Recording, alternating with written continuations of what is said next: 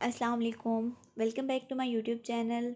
Today we are going to discuss difference between transmission electron microscope and scanning electron microscope TEM and SEM.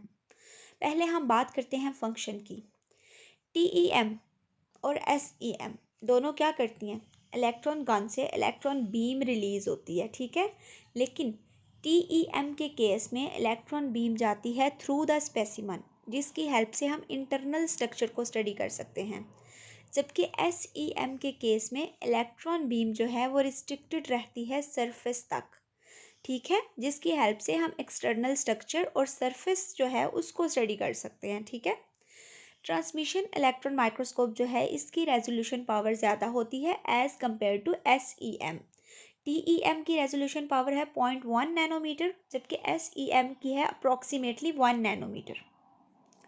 फिर जो sample size है, transmission electron microscope के लिए हमें जो sample चाहिए होता है वो बहुत थिन चाहिए होता है, और उसकी प्रिपरेशन जो होती है वो स्पेसिफिक तकनीक्स की हेल्प से होती है, जैसे स्टेनिंग वगैरह है।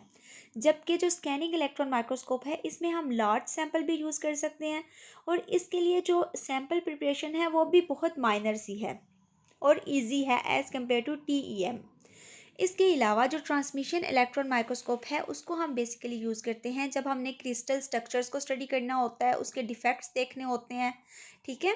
जबकि SEM के केस में हम क्या करते हैं, सरफेस तक रिस्ट्रिक्टेड रहते हैं, सरफेस फीचर्स क्या हैं, उसका टेक्सचर कैसा है, कंपोजिशन कैसी है, इन चीज़ों को हम स्कैनिंग इलेक्ट्रॉन माइक्रोस्कोप की हेल्प से स्टडी करते हैं।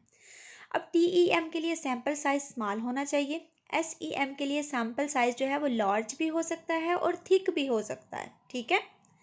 और इसके अलावा एक और चीज़ जो हमने ऑलरेडी डिस्कस की कि ट्रांसमिशन इलेक्ट्रॉन माइक्रोस्कोप के लिए हमें सैंपल को पहले प्रिपेयर करना पड़ता है। हम एज सच सैंपल को कट करके यूज़ नहीं कर सकते, पहले हमने स्पेसिफिक मेथड्स यूज़ करने होते हैं उसकी प्रिपरेशन के। और इसकी इमेज इंटरप्रिटेशन के लिए भी हमें बहुत ज़्यादा आप कह सकते हैं कि स्टडी चाहिए। एक आम बंदा जो है वो इसकी इमेज को इंटरप्रेट नहीं कर सकता। एक्सपर्ट्स चाहिए होते हैं हमें TEM के इमेज को इंटरप्रेट करने के लिए, लेकिन जो SEM है उसको यूज़ करना भी इजी है, उसकी इतनी ज़्यादा सैम्पल प्रिपरेशन भी रिक्वायर नहीं होती, और उसको इंटरप्रेट करना भी इजी है, उसके लिए कोई एक्सपर्टीज़ एज सच नहीं चाहिए।